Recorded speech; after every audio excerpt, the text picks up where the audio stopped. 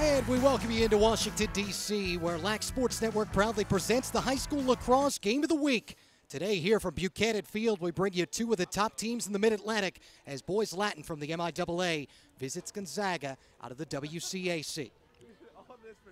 And we welcome you field side, everybody. Matt Martucci, U.S. Lacrosse's Matt DeSilva. I'm going to get out our imaginary red marker here. This is one of those games that we've had circled on our calendar now for months. No question, it's been an exciting affair. The last 6 years these teams have played, it's gone Boys Latin's way the last 2 years, but it's gone down to the wire. I would expect another close one here today. Yeah, one-goal victory a year ago for the Lakers. Matt Brandow getting both the game-tying and game-winning goals.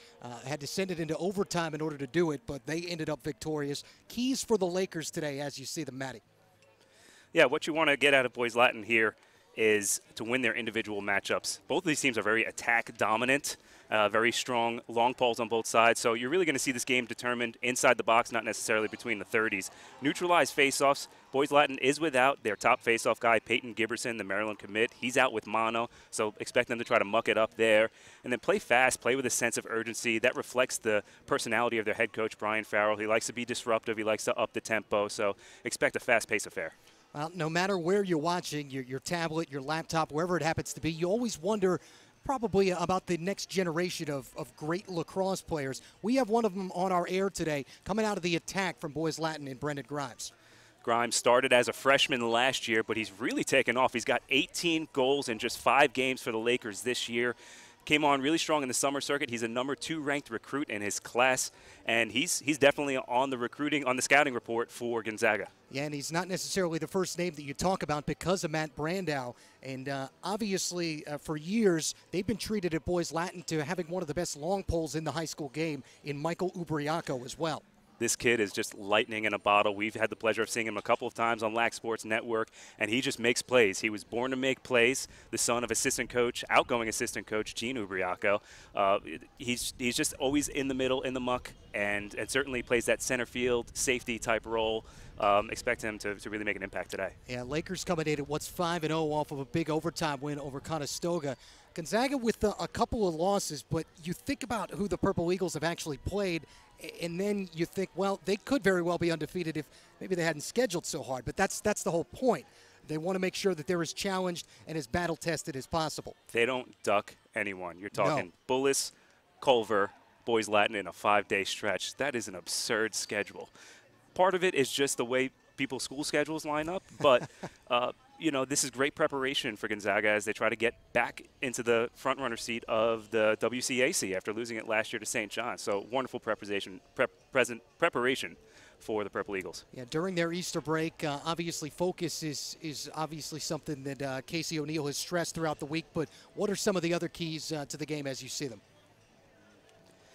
Certainly, they need to keep their composure for 48 minutes. You know, we've seen a couple of lapses in this game against BL the last 2 years, and most recently against the Georgetown Prep when Gonzaga lost in overtime. How are they closing out quarters? How are they closing out games? Short stick defense at the midfield position, very important. Communication is a very important aspect of that. Talking between the 30s, talking through picks, talking through all those various offensive sets that Boys Latin can come at you with. And then take care of the little things. That's ground balls, that's clearing, that's riding, that's making the easy passes. Casey O'Neill very much trying to get them to pay attention to details. And Casey O'Neill has been treated to having one of the best attackmen in all of high school lacrosse for the last couple of years. It's funny, I feel like you and I have been doing games together now. This is our 3rd year. Every year, Jack Myers has been front and center. But this year, it's his swan song, finally a senior. Yeah, big 6'4", kid, started off as a stretch shooter, but really became cagey around the goal, headed to Harvard, and what he's really come into his own this year is with his leadership. You know, he kind of owns the locker room now, and he's ready to take this team to the next level. And Casey O'Neill had talked about Myers and the attack unit as being part of their strength. Their midfield, a little bit what they're looking for to step it up, though, today. Yeah, both of these teams, again, as I mentioned, attack dominant, and this game could very well be determined by who breaks out in the midfield for either squad. And we finish up on the Gonzaga defense. This unit maybe not necessarily getting enough praise because of everybody that they have on their attack. Offense, obviously, the first thing that you focus on for Gonzaga, but Ben Finley is their best defender and maybe not necessarily getting enough credit. Ask Casey O'Neill about this kid, and he just uses 4 syllables. He says, ridiculous. Held Colin Schellenberger of Bullis to just a goal in their win over the Bulldogs, and really he's a kid that started off at long stick midfield, but really found a home down playing close D. He's our top cover guy. Yeah, today we get to see him against the likes of Brandow and Grimes and the rest of what is a tough boys Latin attack unit, all set just about for the Purple Eagles and the Lakers. When we come back, a few more housekeeping items, but soon to get started here. Opening face-off not far along. 2 of the top 25 high school teams in the nation, and we have it for you on LSA.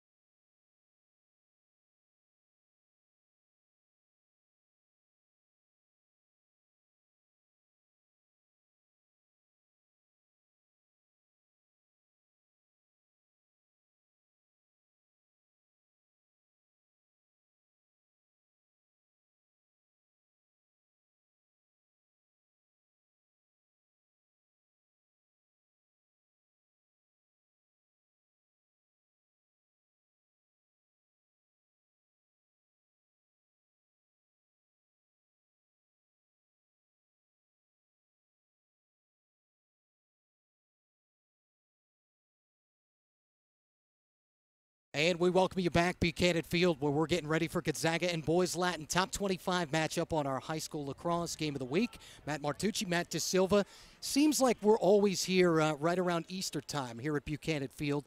And a year ago, it was some slightly different circumstances here on the campus of Gonzaga. For more on that, let's check in with the third member of our team. Say good afternoon to Jeremy Huber. Thank you much, Matt. Of course, we were all here last year for that matchup between Fordham Prep and Gonzaga. Just a week earlier, severe storms had ripped the roof off of the St. Aloysius Church here on campus. Actually happened while students were inside praying. That's got to be a tough one to go through as you're doing that. But we're happy to report that they've just finished up construction on the roof. Scaffolding, we saw them take it out of here on trucks up North Capitol Street earlier today. And everything's taken down. Everything's back to normal with St. Aloysius, again, standing strong at 159 years old. That's even earlier. That's even older than Sister Jean. Guys, back to you. Thank you very much, Jeremy. Yeah, and looking at some of the aerial shots, it really took a pounding, that roof, and the fact that it is back and intact, that they were able to get a construction crew in here to repair that and get it back safe and sound. It's a great thing. Yeah, and you know, that really makes the student body here feel whole again, and that certainly reflects itself in this lacrosse team. As for the matchup itself this afternoon, Jeremy Huber ended up catching up with Boys Latin head coach Brian Farrell in terms of what his team needs to focus on. Coach Farrell answered those questions. Well, Brian, a little bit of adversity already in this game. You guys got stuck on the GW Parkway here in D.C. Obviously, your guys are as good as it comes when it comes to high school players. Is there anything you have to do to maybe kind of get their minds back on lacrosse after maybe being here a little later than you'd like to be? No, I think the guys were focused. You can feel it on the bus ride down here. Obviously, we didn't know it was opening day, so we got caught up in the city a little bit. But I think the guys, once we got closer to the stadium, they started to refocus themselves and get ready. Now, you guys are off to a 5-0 start this year. What's gone right for your Lakers squad this year? I think the guys are starting to play with good chemistry. We have a good senior class right now that has shown great leadership throughout the whole year. And so we just played consistently, and we played hard, and we've sticking to who we are. So it's been a good little start for us. Last year, you beat these guys. You kind of came back, got them late in the game. Anything that you can take from that game into this game for this matchup? Well, I was just talking to Casey about this. These last couple of games have just been great games, close games, battles between two really talented teams, and that's what it's all about. In the out-of-conference is playing guys that prepare you for the in-conference schedule. So it will be, we obviously learn from everything we do and take some stuff from last year, take some stuff from the year before, and move forward for this. This is a great game. And what do you know? March and finally got some spring weather. Fantastic weather, Brian. Good luck today. Absolutely. Thanks a lot. Appreciate it. Guys, back to you. Thank you, Jeremy. Yeah, it always seems to be unseasonably warm when we're down here at Buchanan Field, but we certainly don't complain about that, that's for sure. This is one of my favorite high school lacrosse venues. It's great. And it really is. The weather has complied. Just steps from the federal capital here. It's really quite a pleasure. Now, we talked to Brian Farrell before the game ourselves, and he had mentioned Cam Spencer potentially a little bit banged up for the Lakers, so that's going to be something to watch for them as well. As for Casey O'Neill and the Purple Eagles, home game, but again, running the gauntlet, third straight really difficult matchup here. What did Coach O'Neill want to focus on today? Jeremy Huber caught up with him as well. Well, Casey, you have a matchup with this boys Latin team today, and they kind of nipped you at the end last year. What lessons can you take from that matchup into today's game? Play full 48 minutes. Go back to that game last year. 18 goals were scored in the first half, and then it became a defensive battle. They scored their only goal of the second half with about under a minute left to play, and then they got us in overtime. So the key is play full 48 minutes and play your smartest lacrosse in the fourth quarter, especially against these guys. You guys are in the midst of a very tough stretch. Where are your guys mentally and physically going into this game? They're having a blast. They're a little banged up. You go against Bullis, you go against Culver, and then you got these guys today. But that's why we do it. It's why you play lacrosse, and the kids will tell you that these are the games they want to play in. So let's have some fun. Tell you what, it's a beautiful day for it. Good luck. Finally feels like spring. Thank you, Jeremy. Appreciate it. Thank you. Yeah, both coaches certainly loving the warm weather. Starting lineups this afternoon for both of these programs, boys Latin and Gonzaga. Take a look at it for the Lakers. We talked about Grimes. Spencer, I think, going to be a game-time decision, Matt DeSilva. And, of course, we know about Matt Brandow. Basil Aburn is, of course, a Syracuse commit. And then Ubriaco, Reagan McNamara leading that defensive unit. And Brandow, one of the smartest lacrosse players out there. And that's a good thing for your goaltender.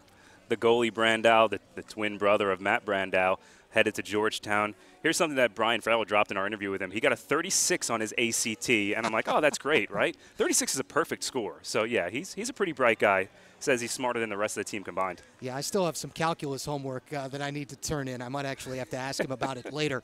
Gonzaga's starting lineup. We talked about Jack Myers. Jack Keating, the Air Force commit, probably not getting enough credit. Doan Keishel is a rising sophomore in that midfield unit.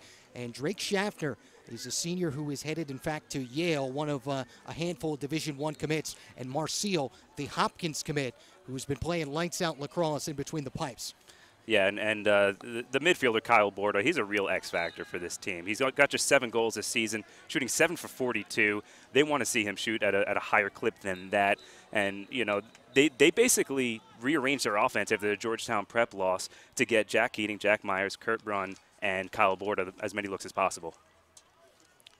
Well, reminder that LAC Sports Network's High School Game of the Week coverage will continue on Saturday at noon Eastern with another interstate matchup when Episcopal Academy from Pennsylvania will head down to the Landon School in Bethesda, Maryland. It's the High School Game of the Week. It's only on LAC Sports Network. Matt Martucci, Matt DeSilva, and our entire fine LAC Sports Network crew here this afternoon. For Matt and I, this is game number 2 in the last week. Had an excellent matchup between Gilman and Malvern last week. And here's what we have at stake here this afternoon on both sides. What you're looking at, the boys Latin Division I commits. Who jumps out at you there other than the obvious, Matt DeSilva? Besides the usual suspects, I'm looking at Blake Gable, the sophomore defenseman, headed to North Carolina. He really came on strong in MIAA play last year and has emerged as one of the top cover guys in the league. Yeah, so Gable, part of a returning defensive unit since that's been together more or less since the MIAA semifinals. For Gonzaga, plenty of Division I commits, and no surprise for the program headed up by Casey O'Neill. Outside of Myers and the usual suspects, again, who are you looking at? Drake Schaffner headed to Dartmouth, and he's someone who is just known as a hard worker after practice, doing ground balls, doing ladders, and that's really paid off for him as a senior. And actually ended up catching up with Drake's parents before the game. His mom was very excited that we were going to be broadcasted it. So hopefully he can put together a good game on our airwaves today. And as for the folks that have already been here at Gonzaga, there have been plenty of them that have moved on to the next level. That's one of the things we pride ourselves on here at LAC Sports Network, the fact that we get to see a lot of these guys before they go to that next level. You and I have seen all 6 of these individuals before on our air, and always impressed by all of them. Luke McCaleb, though, was a guy that we loved. I think, not necessarily more than anybody else, but he was a guy that came up in conversation quite a bit because of everything he brought to this Gonzaga program. Yeah, and they made sure that the ball touched his stick on pretty much every possession. I'm also seeing Timmy Monahan, the big shooter who started off at Maryland, transferred to Towson, all-time leading scorer here at Gonzaga, but that could fall shortly. Jack Myers just 3 points shy of the record. And you might be wondering as to why we're starting here at 4:15 today. Boys Latin got caught in a little bit of traffic. Talked to Brian Farrell before the game, and they ended up on I-83 coming down from the greater Baltimore area. And he said, wait a minute, isn't it opening day? Don't the Orioles open up today? And they ended up having to reroute and make sure that they got here at a reasonable amount of time. Here at 20 of 4, and we're starting at 4:15. Yeah, definitely playing a little game of Frogger, trying to get through the city, jumping on 83, getting to the Beltway, and I experienced a little of that myself coming down from Sparks, Maryland, where U.S. Lacrosse is located. But again, it's worth it. This is a beautiful facility, downtown D.C., great spring weather. We got a great game ahead. Can I tell you, I love the Frogger reference. Half of our young audience has no idea what you're talking about, but I like it. It's Boys Latin in the dark jerseys, Gonzaga in the home white. Patrick McDermott will take the draw for Boys Latin.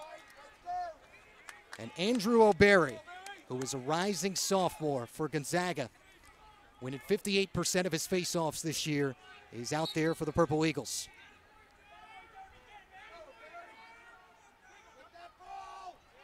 And the separation, and that's a good sign for McDermott, but just couldn't hold on.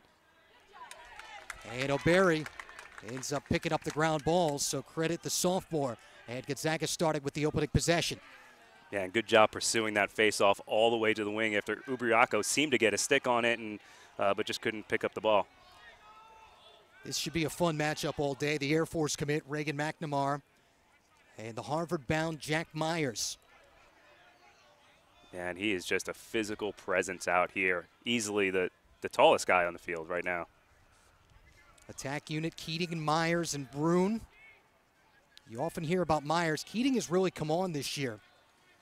Guy who certainly stepped up, and these were a couple of kids in Brune and Keating who both played a year ago, but didn't necessarily have the most carved out roles because of who was in front of them. Yeah, look for a lot of this. A lot of, Jack Myers with the ball in his stick, but playing some big little with Keating and Borda inverting behind the goal. Doing a lot of two-man games in the Gonzaga offense. Off of the roll dodge, and finding the back of the net quickly. And the Purple Eagles are on the board for the first time. And it's Keishel. Well, we talked about the midfield unit as being one that needed to step up. And 1 minute and 19 seconds in, there's your answer for the Purple Eagles. Yeah, these are two attack-dominant teams that need to get production out of the midfield. This is a great start. You see Zinsner draw the double, feeds it up to Keishel up top. He comes at a high angle. He's 5'11", so he can really bring it from high down and change planes and confuse goalies that way. Doesn't need to put too much on it. Gonzaga's up 1-0 early. Talking to Casey O'Neill yesterday, the midfield, he said, for either unit was going to be the X factor. Ubriaco, the pole, sending this one out, but quickly backed up. You have to make sure you have backup. Anytime you see Mike Ubriaco coming down with the ball on his stick, he's ready to rip. Yeah, the Villanova signee, there are few in the high school game that move end-to-end better. Originally committed to Hopkins, switched to Villanova. That's where his sister goes, that factoring somewhat in his decision. Yeah, and kind of an interesting pattern, the fact that he did, because it comes out of that Baltimore Crabs club program, and it's usually the Crabs to BL to Hopkins. That's typically a common path. It is, but that's changing as the landscape is changing, and especially with the new recruiting legislation in place, guys are going to have longer time to decide, less pressure to commit so early. The Air Force signee, Brendan Krause, ends up shut off. That's the pole Sweeney who's guarding him. Backed out by Ryan Evans.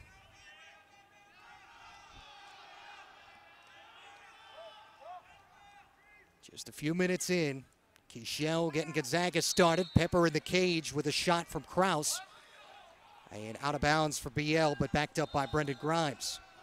I'd like to see Brandow take that one to the house. He had the short stick, opted to give it up. Finley was briefly matched up with Grimes and then switched off. Andrew Ganella on the slide.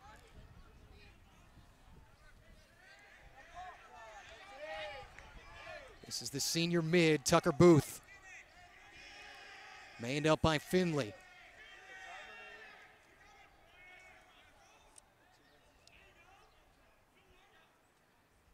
DeLange trying to slow down Harold Lloyd, who it looks like is out there. No Cam Spencer. Yeah, it's a big hit for the Lakers. He had the game winner against Conestoga in overtime just a couple of days ago. And in talking to Brian Farrell, as this one sent wide by Grimes and backed up by the Lakers, he was concerned, said it was going to be more or less a game-time decision. They were going to have him run around a little bit, and didn't specify exactly what the injury was, but just said he's nicked up. Yeah, Cam Spencer, the younger brother of Loyola star Pat Spencer, started his career playing golf and was injured as a sophomore, so he really hasn't had that much playing time, but when he's on the field, he's special. Brandow sending it toward the cage, and Marcial is ready for it. I talked about the game that he's played this year, 67% save percentage for Tim Marcial. Brandow got it back, but giving it right back to the Purple Eagle goaltender. Marcial doesn't bring a lot of size inside the goal, but he's explosive, quick hands, good feet, good outside the goal. He was the first goalie in his recruiting class that was off the board, verbally committing to Hopkins. And you saw it, or you might not have if you tuned in late, when we featured a lot of the college players. This Gonzaga program has sent several goaltenders to the D1 level over the years. And turnover on the Purple Eagles. And out of bounds. Excellent defense there. Myers playing a little two-way lacrosse. Yeah, look at the ride all the way up to midfield. Great hustle. Forcing the ball out of bounds, getting an extra possession. Those are the little plays that really make a big difference. Yeah, you don't see too many guys on the attack with caused turnovers by their name. No, you don't see many 6'4" attackmen just gunning it up to the midfield line, getting back to play defense like that either. And the Harvard Crimson certainly getting a good one in Jack Myers. 5 minutes into the first quarter, Matt Martucci, U.S. Lacrosse's Matt DeSilva, and our LSN crew. Gonzaga with the early 1-0 lead. And I think as we learned last year, as Chris Brandow attempted to clear, no lead is necessarily safe in this one. No, and I wouldn't expect either team to get up by much. You know, these are two quality programs, nationally ranked. They're going to exchange haymakers, and it's going to come down to the last minute in all likelihood. Gonzaga jumping out a year ago 5-1 at the 4-minute mark of the first quarter, and then it was Brandow who tied the game by just a couple minutes into the second period at 6. And then ended up with those last two goals in the 12-11 win.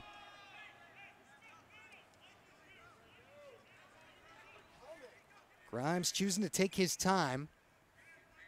Lloyd normally the fourth attack, but because of the injury to Spencer, pressed into some early duty today.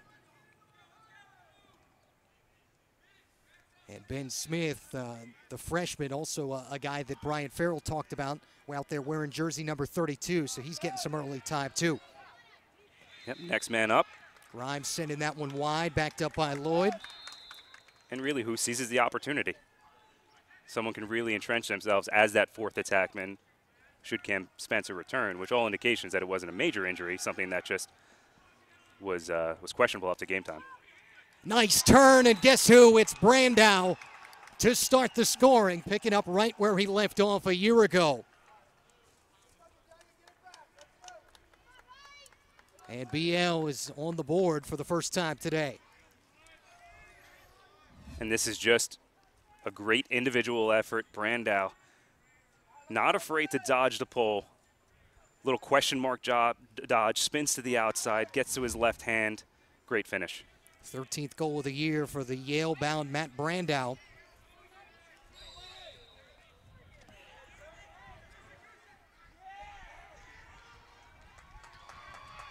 And credit BL with a face-off win. Cooper Widener was the one to run it down. And contact and out of bounds turnover for the Lakers. And that's what Gonzaga is so good at. They like to breed this street fighter mentality and really battle for every possession. You lose the face-off, you might lose the clamp, you might lose the ground ball, but the possession's not over. Way to win it back on the defensive end. Able to get it up the field successfully. Keating and Myers, along with Henry Mudlaff. Casey O'Neill couldn't stop singing the junior midfielder's praises in our conversation yesterday. And now Myers going to settle it down, played by McNamara. Yeah, they really like Mudlaff. He can take some face-offs. He'll play the wing, plays offense, plays defense. Just one of those all-around middies that you can't have enough of. One from the Gonzaga midfield, one from the BL attack. Those are our goals so far today. And Keating quickly shut off. Blake Gable, the UNC commit, the one to deny. Kavanaugh, the junior mid. And looking for a pick from Myers. Soak this in, Matt DeSilva, this weather in March. It's about time. You and I were at U.S. Lacrosse last week, and I think my feet are still thawing out from that one. I was going to say, getting feeling back in every extremity. Kavanaugh, and right into the stick of Brandow. Saw it coming out. And the clear to boot to McNamara. Yeah, for Kavanaugh, you don't want to be fading away when you shoot. You know, he really wasn't able to get much on that shot because his momentum was taking him away from the goal. Nice job by Brandow to reel it in. Opportunity for Krause in this attack unit. Comes around the horn, Grimes and Harold Lloyd.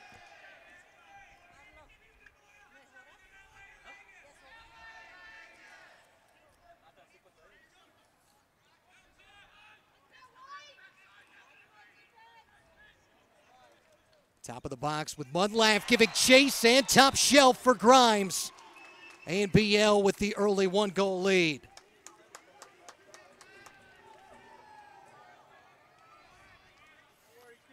So 2 goals in about 2 minutes and 31 seconds is the response for the Lakers. And there he is, the big sophomore.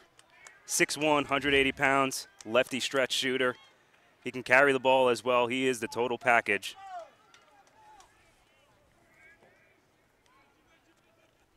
And Grimes, that's his 19th of the year. And this is only game 6. Yeah, it's quite a luxury for Boys Latin. You'd think Matt Brandow would be the alpha male on that attack unit, but it's really Grimes who has emerged, and those two work really well together, as is evident early in this game. A goal apiece. Julian Giscombe ended up getting that from O'Berry to get it into the attack zone. I will say this, Andrew O'Berry isn't Nick McAvoy, but who is? Yeah, the affectionately known Nick McAvoy, his nickname of Box. Yep. Got to watch him quite a bit and just a couple of years ago with this Gonzaga program. O'Berry, a guy, though, who's emerged as a very good Fogo. Zinsner denied by Brandow. Nifty over the shoulder catch there by Zinsner, even to get that shot off. Brandow seeing it all the way. We talked about it. Gonzaga midfield needed to step up its game. Casey O'Neill was looking for that. Said, you know, we're so attack heavy that it's not necessarily their fault, but you need a little bit of a step up. There needs to be a rise in their play today. At the same time, we have yet to see, we're almost 12 minutes into this game, I've yet to see Jack Myers really assert himself, I should say, in this game. He had the nice ride. But so far, Regan McNamara doing a good job on the Harvard-bound Myers. Yeah, something to continue to pay attention to. Grimes is already on the board along with Brandow. And this is the two of them. Brandow from X, played by Finley. That's another fun matchup all day. They move Schaffner over on him on the slide. And Booth and Evans part of that midfield unit.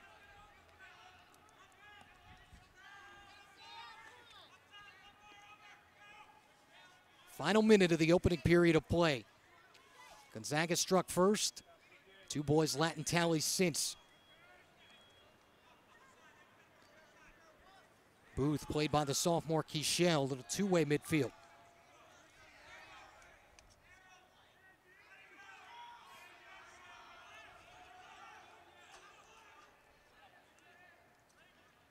Shot clock, of course, in effect.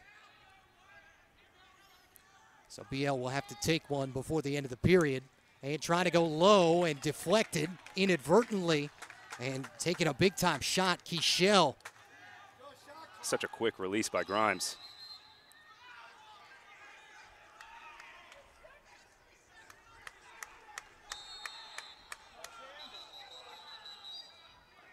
And Brian Farrell on the BL sideline, not happy about the fact that there were still 3 seconds left on the shot clock. And they awarded possession, I believe, to Gonzaga. It appears as though it will stay that way. Really saw in that possession what you're missing with Cam Spencer not out there. Gonzaga really not doing much so far to respect Harold Lloyd or honestly any of the BL midfielders. They can really key in on Grimes and Brandow, and so expect them to have quick doubles and just pay those two guys a lot of attention. Not sure if it's exactly what happened, but I think that went off of Keichel's leg. And judging by the response over there on the sideline, I think that's exactly what happened. This goes wide. Borda looking to set up Keating. And that's the end of the first period. A couple of goals from Boys Latin puts us at 2-1 in favor of the Lakers here on LSN.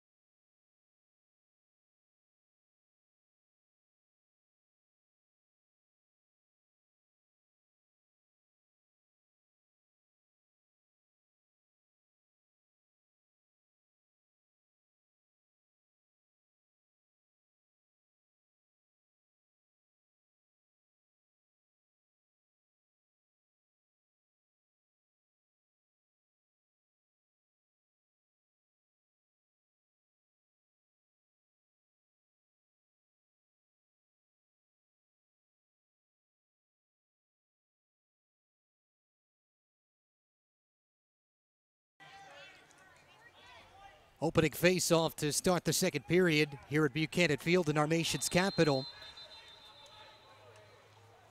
And it squirts all the way out of bounds.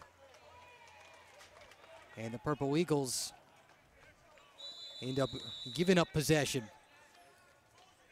Awarded to BL off Gonzaga. Really not seeing anybody win any face-offs very cleanly today. It's been a 50-50 scrum pretty much every time, frequently skirting into the offensive zone as it did that time. Well, you talked about it before the game, the fact that BL's goal was more to just kind of neutralize things with the fact that they are missing Peyton Giberson out with mono. And here's another quick goal to start the second period. And it's Grimes back-to-back. And there you saw a little bit of what Grimes can do with the ball in his stick, not just a finisher. A little confusion on the Gonzaga defense as far as who was going to pick him up as he sweeps across the top and shows off that left-handed laser. 3-1 Lakers. 38 seconds into the second period. So it's Grimes with a couple of them. 3-minute mark of the first, and then coming back here in the second. This has been a popular storyline, though, in this rivalry. One team will build an early lead, and then, as it usually happens, either has to tap dance or hold on, or sometimes there's a lead that ends up relinquished, like last year. And that time, O'Barry with a more clean face-off win. There's a lot of turnover with these high school rosters, too. So a lot of times these early in the games, it could be a feeling out process. And then at halftime, that's when you see the adjustments come into play. Brune and Myers, but we've yet to really hear from just yet. The shifty Keating. It's played by Gable.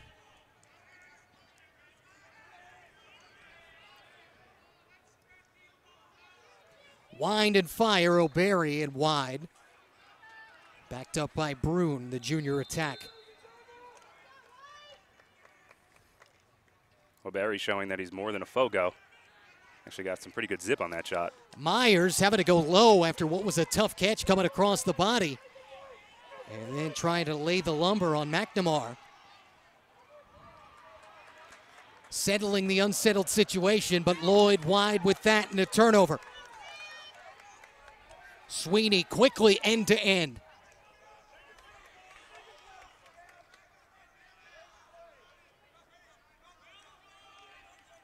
And Myers off of the brief roll dodge. He and Keating ready to go to work. So quick dodging from X, Keating is. Can really force a rotation early out of the defense. And one thing to note, good to see Keichel back out there after taking what looked like a ball to the knee.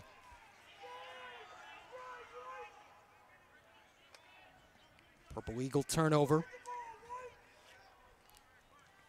We talked up the Gonzaga defensive unit. Boys Latin and what they've brought out there equally as impressive, maybe more today so far.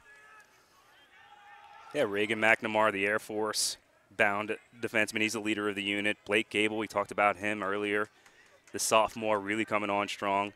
And Nick Lozana, he's the third defender in that Boys Latin unit. Just kind of an athletic, raw talent and someone that really plays well off of the other two.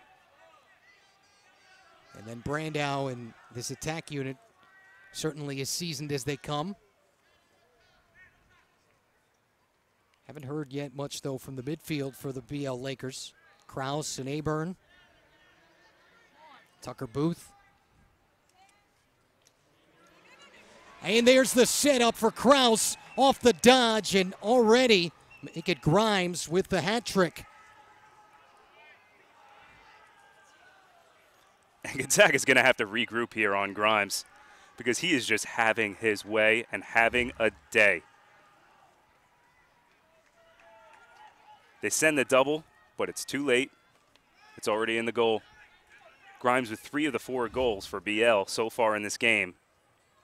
You're getting a sense that this kid is really having a breakout season and is really a star on the rise. Committed to Ohio State.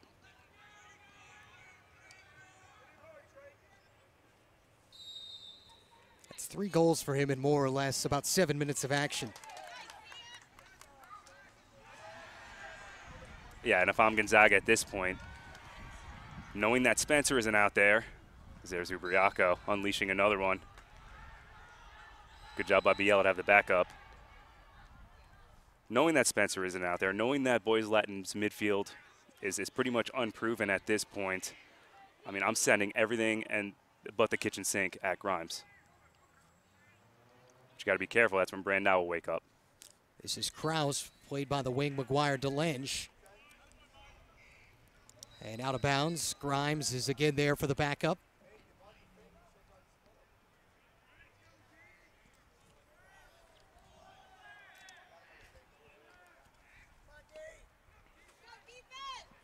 One of the best backdrops in all of high school lacrosse here at Buchanan Field. Sunshine hitting the buildings across the way. Always presents a nice ambiance here for our broadcasts. Kraus wanting to feed in front, and instead taken away by Marcille.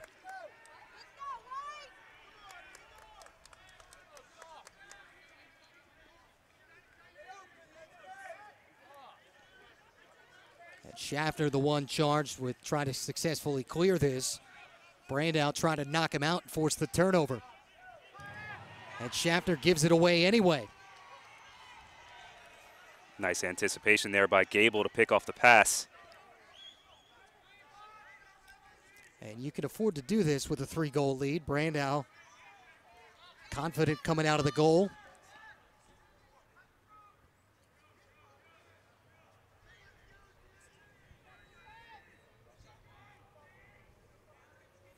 This Gonzaga team, not necessarily as lethal in transition as it has been in recent years. They want to get into 6-on-6. And if Boys Latin on the defensive side, if they're going to extend and deny those adjacent passes like that, that makes life pretty difficult on the Purple Eagles. Through traffic for Kraus. Played it back to X, to Grimes, who already has a hat trick. And wanting more, top shelf and out of bounds, but backed up. Kraus runs it down.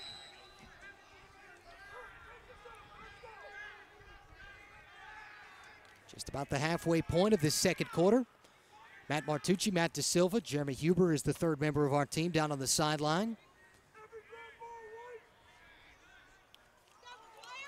Evans losing DeLange, and Brandow almost parallel. And run down again, Grimes with the backup. You see Evans, a sophomore, getting a lot of playing time here in this first half. He's one of those committed Division I players for Boys Latin. 4 sophomores that are committed to go D1. And drawing the assignment of Julian Giscombe. Casey O'Neill was really happy about him as one of his short sticks. Yeah, said he's broken 5 shafts this year. Plenty of reason to be happy. Kraus wide right, backed up. Lloyd chases it down.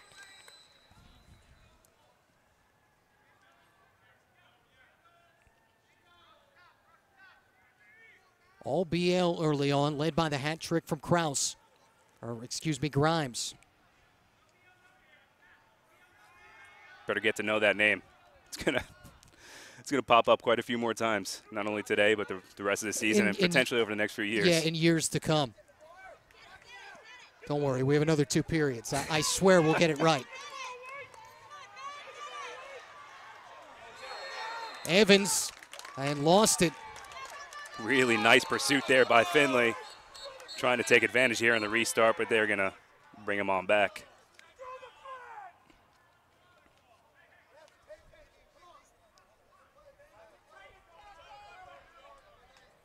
Gonzaga crowd wanting to push on Evans, but won't get it.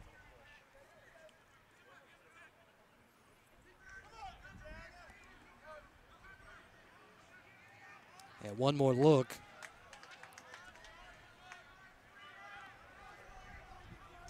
And then the quick restart, minimal.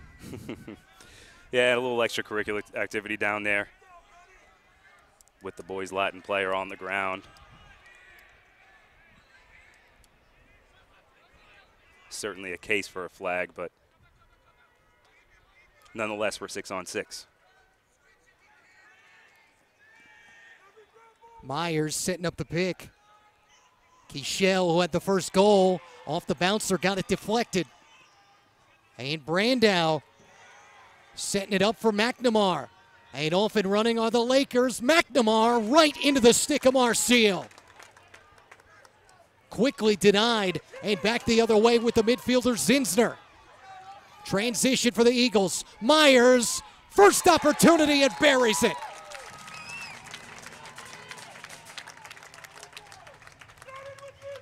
What a sequence. Back and forth we go. This is Gonzaga lacrosse. Yes, sir.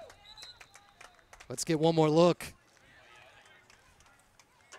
You see there, it's Zinsner with the feed for Myers. A little face dodge to beat his man. Fake up top. Gets Brandow to bite and beats him down low. Almost like a little ball fake in basketball there, Matt DeSilva with the Final Four coming up. A reminder that our CAA Game of the Week returns to LSN on Saturday, March 31st with a matchup of a pair of teams who reached the conference tournament last season. The UMass Minutemen travel to Philadelphia to take on Drexel as conference play gets underway. Our coverage begins with the Lacrosse Now pregame show at 12:30. It's the CAA Game of the Week, and it's only on Lax Sports Network. Matt Martucci, Matt DeSilva, and Bugs Combs and I will be actually on the call for that one. You and Jeremy Huber will have the high school game of the week, Episcopal and Landon. That one should be fun on Saturday. No question about it, though. You should certainly have a good one there with UMass and Drexel. You know, the CAA is just kind of a crapshoot right now. Who's going to win? Who's going to come out of that conference? Is it Towson? Is it Hofstra? Always annually one of the most entertaining conferences in college lacrosse. 3:49 to go here in the second, and a 2-goal lead for Boys Latin. Let's check in with the third member of our team, Jeremy Huber. Thank you, Tooch. I think you made an earlier reference, an older one. I think in this one, our viewers might remember the Wonder Twins, the brother and sister from the old Hanna-Barbera Super Friends cartoon who had complementary superpowers. Well, Boys Latin has some Wonder Twins of their own in the Brandows. Attackman Matt and goalie Chris. Matt Brandow with a 70-point campaign in 2017. That included the game-tying and game-winning goals against Gonzaga. Well, Chris Brandow starts in the net for the Lakers. I think, as DeSilva said, his coach said he's the smartest guy in the room. Unlike twins that always stay close, these two going to different spots, while it'll be Matt going to Yale next year, while Chris will be headed up the road to Georgetown. Guys, back to you. Yeah, interesting story on the two of them, Jeremy, and I believe it was the Baltimore Sun talking about that after Chris got his ACT score, sent it to Matt and said, there's no chance you're going to top that. And I believe Matt Brandow had either a comparable or maybe even a better score. Very competitive brothers, and I guess appropriate that one's an attackman, the other's a goalie. I'm sure they've had some backyard battles of that vein. Well, it's funny, the last two shots in warm-ups, always before every game that Chris Brandow faces, are from his brother. Matt will go one offside high and then one low. That's how they finish up every time around. Each of them standout players in their own right, really positioned for solid college careers, as Jeremy mentioned. Matt Brandow headed to Yale, and Chris to Georgetown. Grimes being hampered by Finley and should draw that type of attention already with an early hat trick. Back to the top, Wine, fire, and score. And didn't take much time for Erickson to push this lead back to 3. Cole Erickson's first goal of the day. And it's all about your secondary contributors. Erickson, not known as a go-to guy on this Boys Latin offense, but certainly taking advantage of his opportunities. The sophomore midfielder,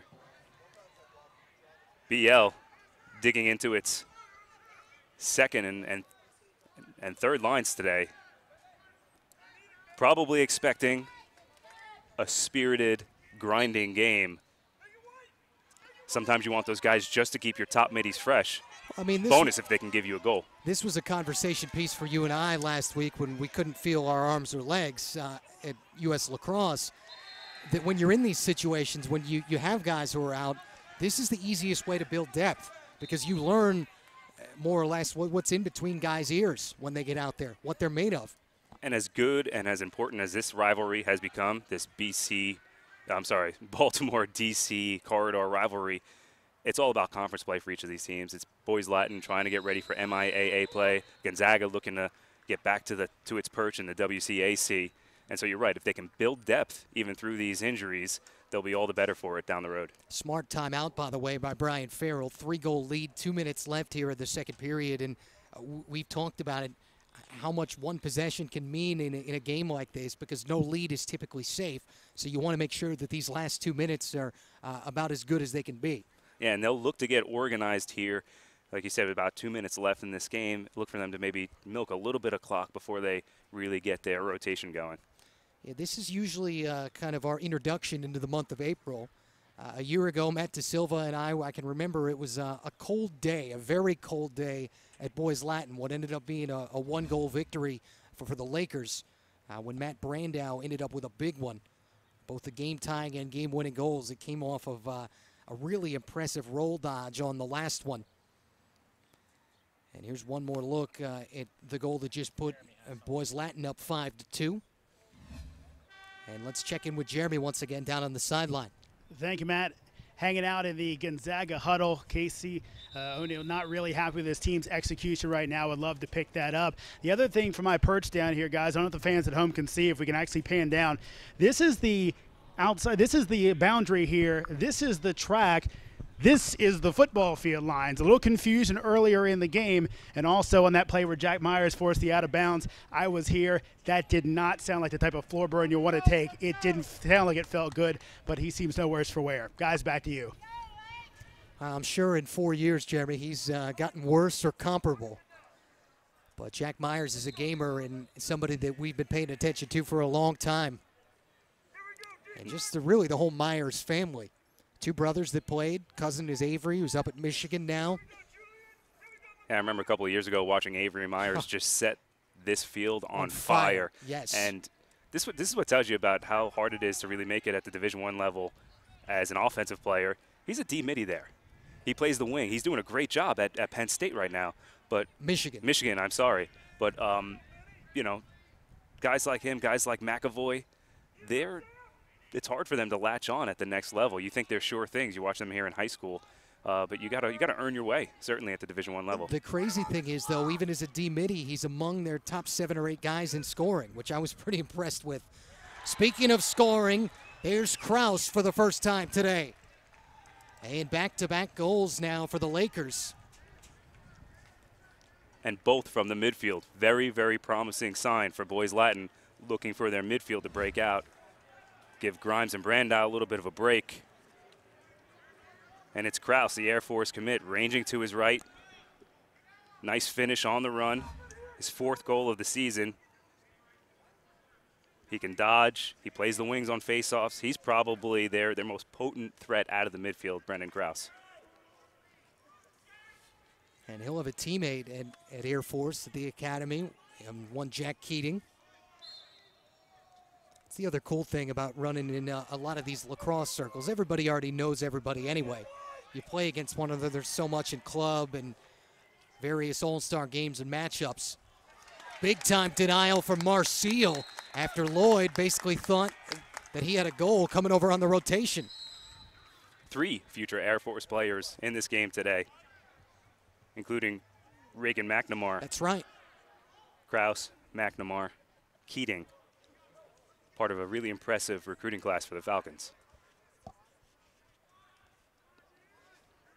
And as lacrosse migrates to the Great West, the Falcons are, of course, one of the programs that you hear about, obviously, with Bill Tierney's Denver club usually being at the forefront of the schools that are out west.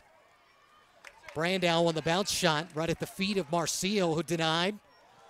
And laying the lumber quickly. Erickson playing a little two-way game. That'll land him in the box, though. And that's a tough penalty to take at this juncture, with just 23 seconds remaining here in the second quarter. Good hustle,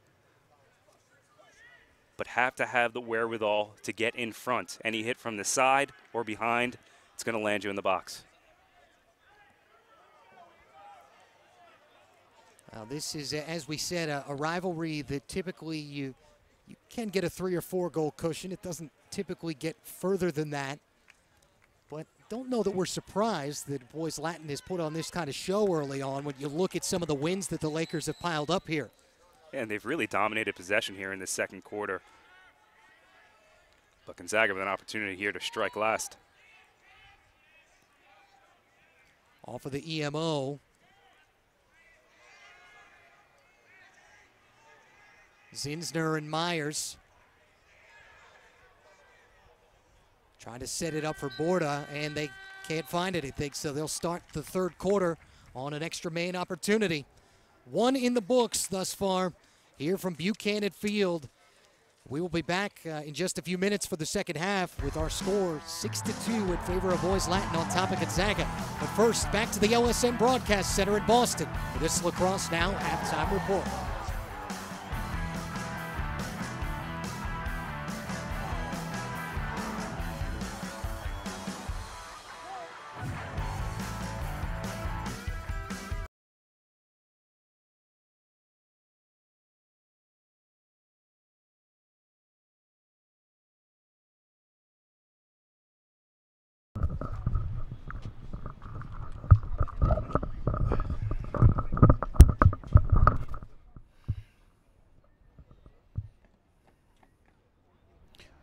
1, 2, 3, 4.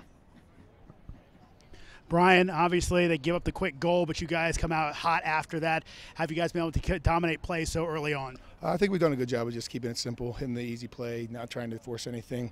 We've been saying just hit singles, hit singles, hit singles, and it's worked out for us. So, how's Grimes got such a good start for you? He's a great player. That's really all it comes down to. He's a really good player, works hard, and it's proven himself right now. Brian, thank you very much. Appreciate it. Thanks.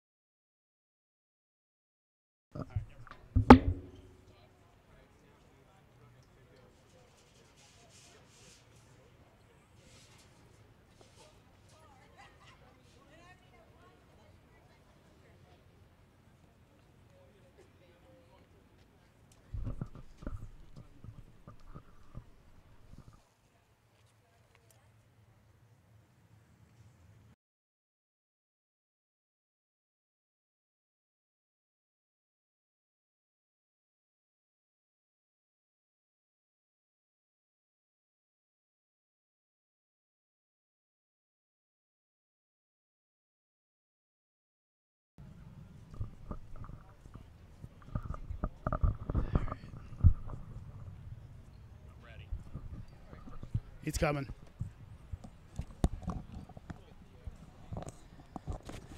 One, two, three, four.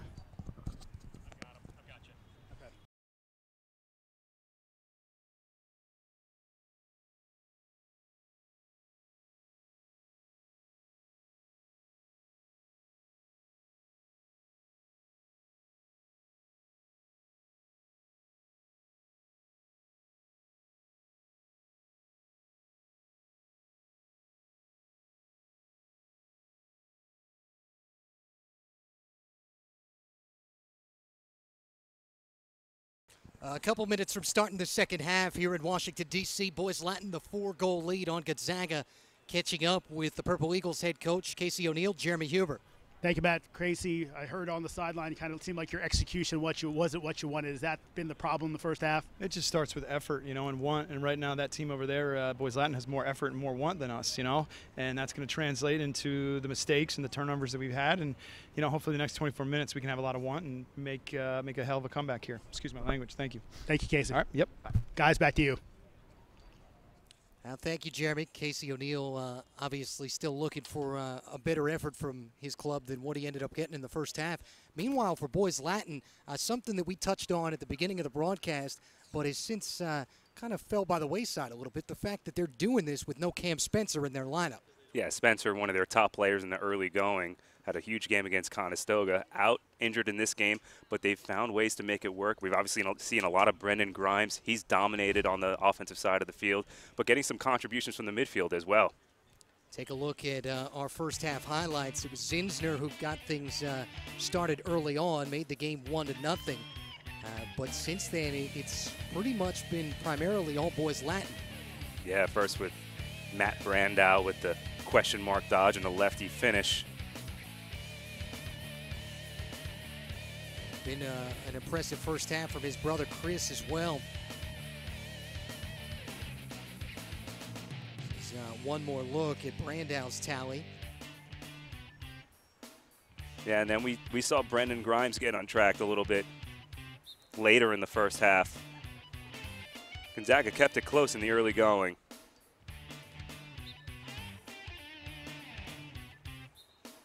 And there's your bouncer. That was Kishel, who ended up with the first tally. And then Myers, the up and under. Yeah, and that brought Gonzaga within 4-2. You think, hey, they're gonna make a game of this here in the first half.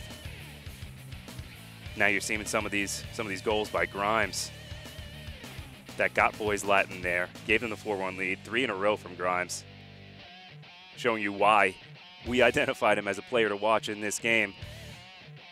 BL watching. Gonzaga watching a lot of Grimes making an impact in this game. Yeah, we like that Brandow goal. We've seen it now 3 or 4 different times. That's pretty solid. Just look at the laser, though, from Grimes. First with time and room, then on the run, a lethal lefty shot. Then we saw the midfield get involved. There you had a goal from Kraus. That's what gave us the 6-2 margin. And that brings us back to where we are, just about ready to start the third quarter of play. And let's check in with the third member of our team, and Jeremy. Hey, Matt, just got official confirmation from head coach Brian Farrell. As we expected, Cam Spencer is out for this game today. Guys, back to you. There you go.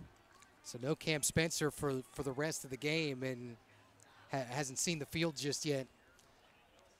And never really got clarification on exactly what the injury was, but Boys Latin showing no signs of slowing down early on. Hasn't seemed to affect them much. No, and they've gotten, like I said, some relief from the midfield. But look for Gonzaga here, starting the third quarter, man up to pull within 3.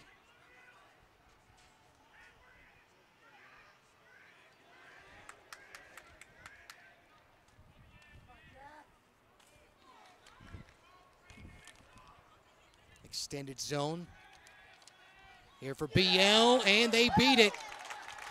Well, you said before the game Kyle Borda was due. There you go, Matt Da Silva. Another great sign for Gonzaga. If they can get this kid on track, that just opens up the field for everyone. He's got a bullet. See him with the submarine release. off hip of Brandau. And sometimes those man-up opportunities, that's what can get you feeling a little bit better about your shot, about your stick, feeling a little more dialed in when you get all that time and room to shoot. My elbow just hurts every time I watch those guys go parallel with their stick like that. Yeah, it takes a ton of torque, and these sticks, they come with so much whip these days that the combination of the angle and that whip can really make it difficult for goalies to pick up the ball. Keating off of the turn, and quickly a pair of goals in just a few seconds. All of 22 seconds apart.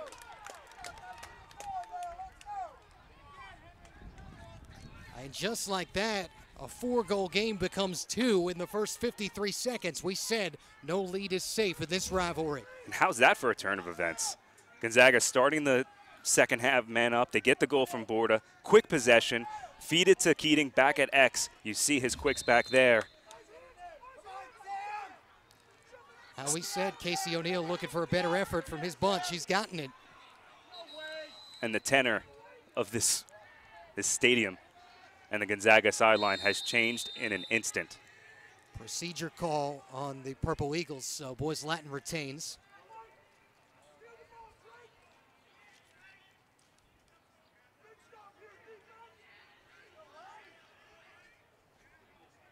So Purple Eagle offense certainly waking up. Borda and Keating making this what's now 6-4. But this is the interesting end because they haven't really been able to stop Grimes all day. Interesting to see how they will adjust here. They've got Finley on Grimes. That shows you the respect they have. They've got their top defenseman looking to slow down the sophomore. This is the matchup. And sent in Marcille stopping it right out of the stick.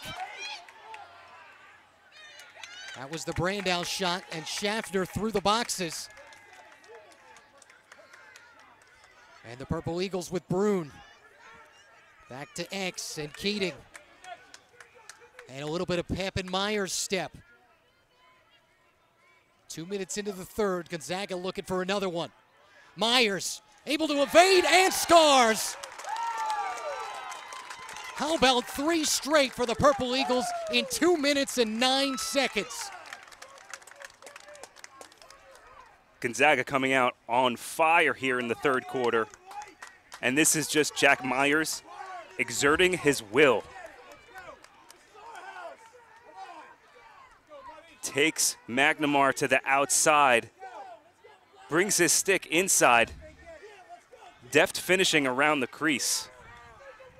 You have to respect what he can do with the outside shot. So it's not like McNamara can just sit back. And in doing so, Myers just uses his size to beat him. There's Ubriaco.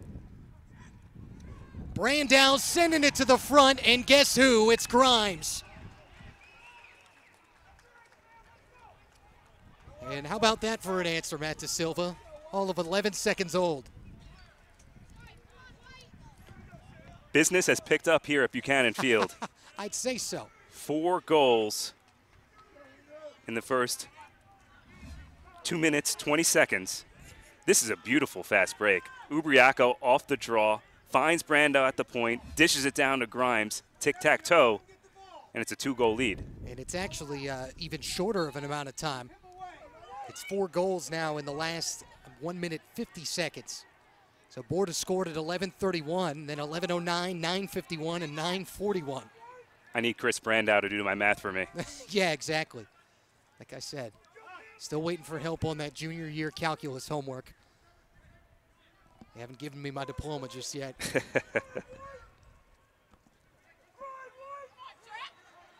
Brandau coming all the way out. This is a la Jay Pfeiffer, former Syracuse Orange goaltender. You're dating yourself now. Yes, I am. Some would say more Brett Queener or Fair. Blaze Reardon of Albany fame, but kind of no man's land for Brandau. He's going to work his way back now. Finley's got the ball. Brandau's still retreating. And here come the Purple Eagles with Brune. I would have been tempted to uncork that one. Remember a couple years ago, Matt Borda here at Gonzaga unleashed a long-range goal from the defensive end. Yeah, that went viral. That's right. Myers drawing a double and a triple. And a timeout. Not just a stoppage, actually. Thought Boys Latin might have spent one. Myers trying to go through the triple team and actually backed up by Brune.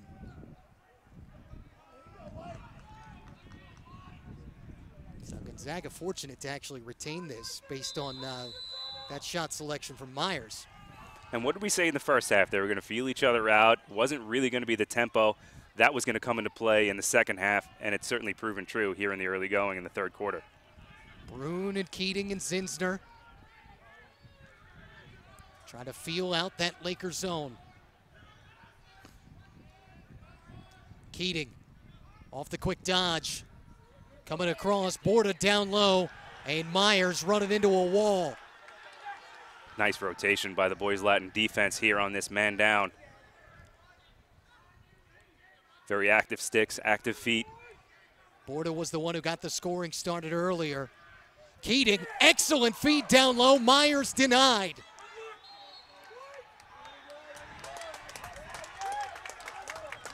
And the backup run down. Excellent hustle by Max Eisler.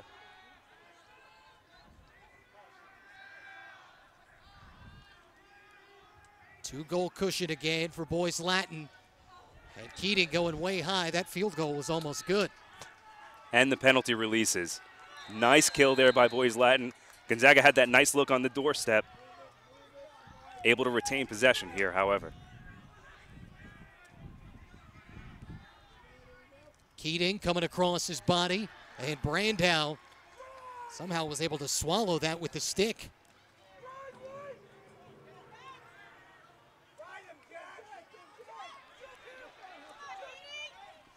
And McKinney Box having trouble staying in bounds and turned over by Boys Latin. Look at Myers again on the ride. That's your star offensive player. Twice now, forcing turnovers by getting back to the midline. Ubriaco with a good stick check. And able to force the turnover. And look at that end-to-end speed for Mike Ubriaco. We're just seeing playmakers making plays. Myers on one side, Ubriaco on the other. Fun lacrosse to watch. Yeah, it is. If they were selling hot dogs, I'd go buy one right now.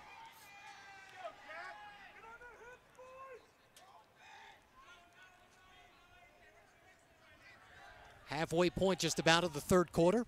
Matt Martucci, U.S. Lacrosse is Matt DeSilva. Jeremy Huber on the sideline. And our Lax Sports Network crew. Our high school game of the week. First one of a couple. Matt and Jeremy will have Episcopal and Landon down in Bethesda on Saturday. And of course our CAA game of the week on the college side. Myself and Bugs Combs at the Vitus Athletic Complex at Drexel for the Dragons and UMass Saturday. Wind and fire for the Lakers. And Bugs, a very popular player in his MLL days. Great off-ball finisher. I'm sure he's a great partner in the broadcast booth as well. Yep. Yeah, definitely knows his stuff, as do you.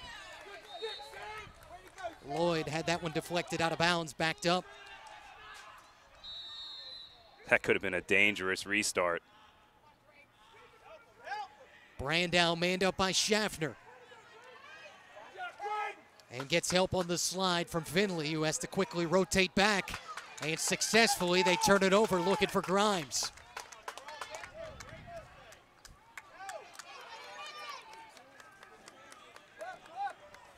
Now, 3 of the 4 goals so far here in the third period have come by way of the Purple Eagles. Borda and Keating and Myers in succession. Inside 5 minutes to play in the third. I'm okay with that turnover in the BLN. That's a nice look for Grimes down low from Kaplan. They just couldn't connect. Can they get the stop now and keep it a 2-goal game? Zinsner, good matchup briefly for Myers, who had to go low, and Brandow says no, sir. out of the scrum.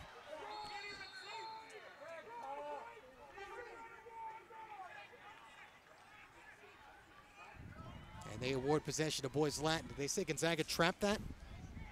I didn't quite catch the call. I did see that great save by Brandow, though, ranging low. That's where he's strongest. Yeah, he and Marcio have certainly dueled today. It's tough to say that in a game where you do have 12 goals, but that's because the level of offensive play is so high. No question, and sometimes it's not the quantity but the quality of Correct. stops. And that one there on Myers, certainly as good as it gets.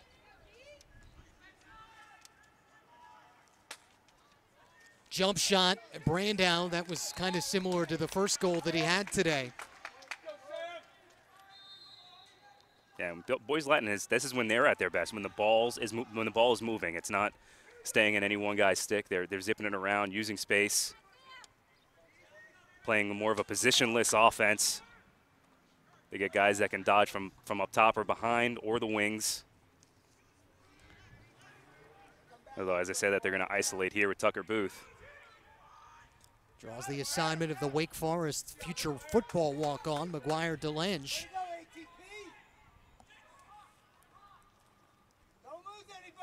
Krause spinning that stick. Man by the long pole, Sweeney.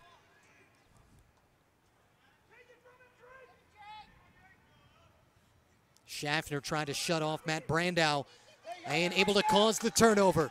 Lost his footing and gave it back. Nice slide there by Finley.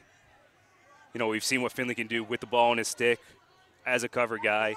There he's showing he's a pretty good team defender as well. Anticipating Brandow getting above goal line, and that slide was what forced a turnover. Schaffner, another successful clear. Brune. Haven't seen much of Brune yet today. He's another big boy. And drawing the assignment of Kevin Davis. And Brune, this time with a bouncer, and had to basically circle the wagons there to get that shot off.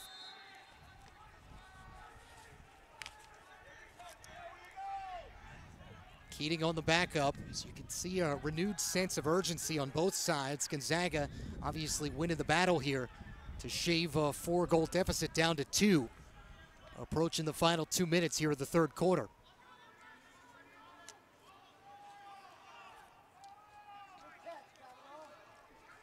Jack Cavanaugh just on the field with Ethan Wolak. This is Wolak having trouble handling. Myers got a pick from Brune, and now maybe a more favorable matchup for him with Davis. Yeah, Davis hasn't been on the field much today.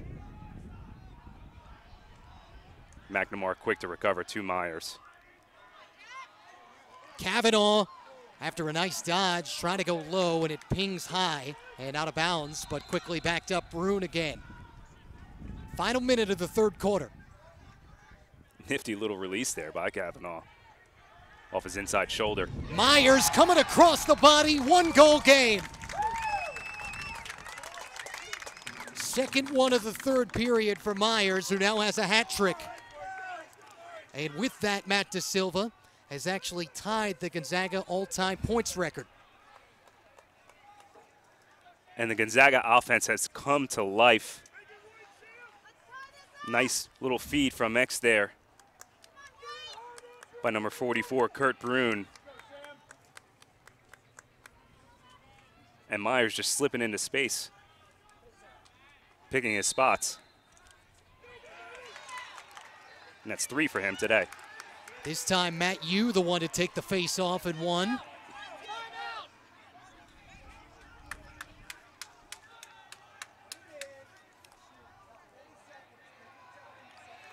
Talked a lot about Ben Finley there. You're seeing a little bit of nice work from the long stick midfielder for Gonzaga, Sam Sweeney, headed to Penn State. Those two are really dynamic with the long stick.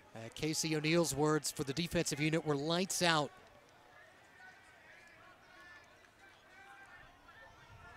What would you expect? Final 15 seconds, and we have a one-goal game about to head to the fourth period. Zinsner on the run. Forget about a one-goal game. We're tied up. There's that midfield. Kichel got it started.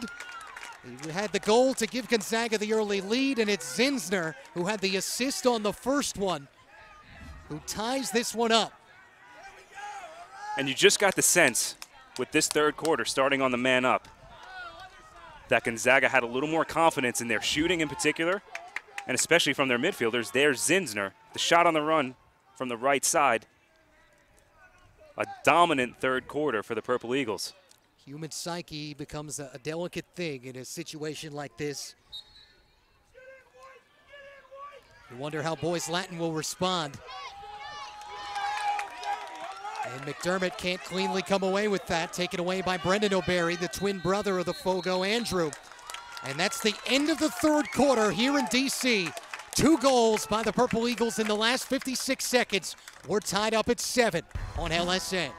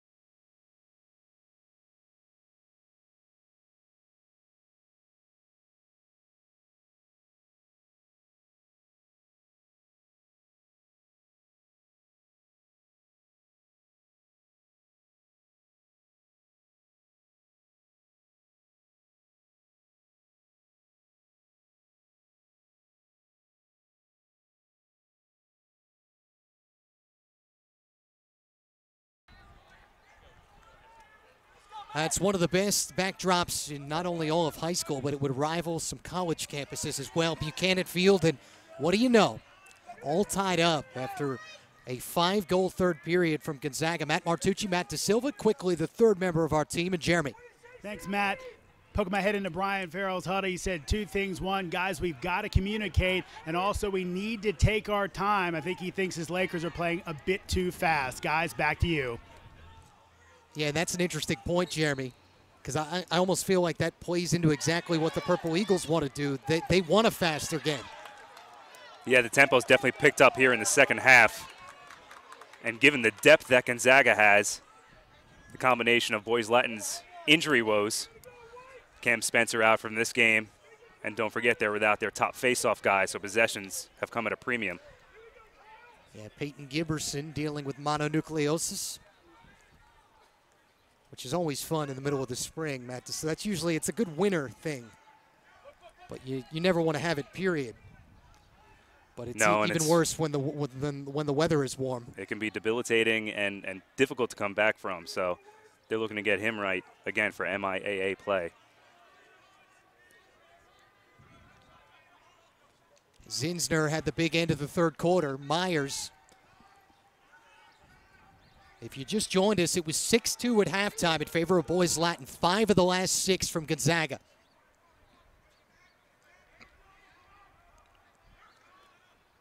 Kichel, nice slide, and behind the back, Keating. Gonzaga leads. Wow.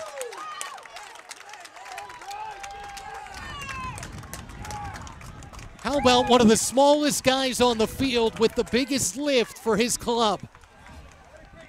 The Gonzaga swagger is back. Kichel drawing lots of attention with the feed over to Keating. falling to the turf behind the back. Beautiful. I had an old coach that would say, I see the circus is back in town. And you just got a sense of a lift, of a burden off the Gonzaga shoulders in that third quarter. It started with that Matt Borda goal on the man up. I'm sorry, the Kyle Borda goal on the man up. And it's been all Gonzaga since then. And the confidence that they have in their sticks right now, they've got Boys Latin on the ropes. Well, and what did we talk about with Casey O'Neill? Without the idea of them playing a full 48 minutes, it didn't start that way for them. But have certainly picked it up as Brune coming across the middle of the zone and backed up by who else? Keating. And BL is scrambling right now on defense, trying to collect themselves.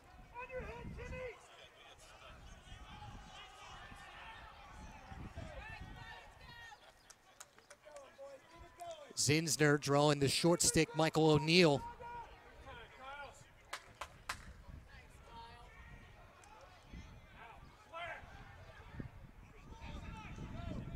And Brian Farrell looking for some sort of answer on defense to try and slow down these Purple Eagles. Keichel back to X. Myers, who had a huge third quarter. And trying to bounce low, chasing down the backup. Keating will get there. The pep in the step, the momentum is palpable. I was going to say, you just feel like everything is shifted. And if Gonzaga is able to push this even further, you wonder if the Lakers, if they have the mental fortitude to come back based on the way this game's gone.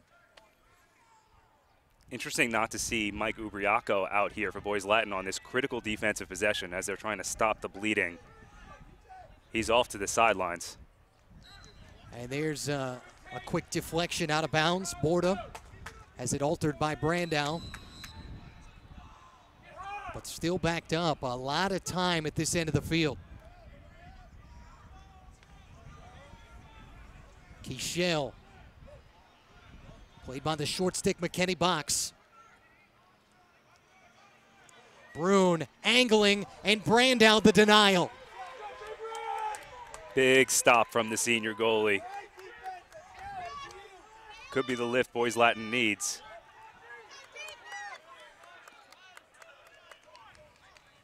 O'Neill up to Brandow.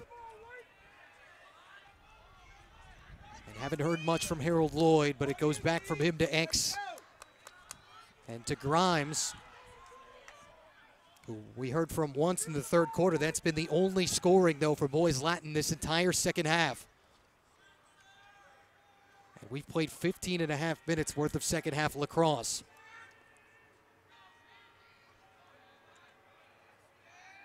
Nice job by DeLange on the slide. Yeah, Gonzaga has kept BL off the board since 9:41 in the third quarter. Schaffner, the good rotation over on Brandow. And again, DeLange, that time making things difficult on Booth.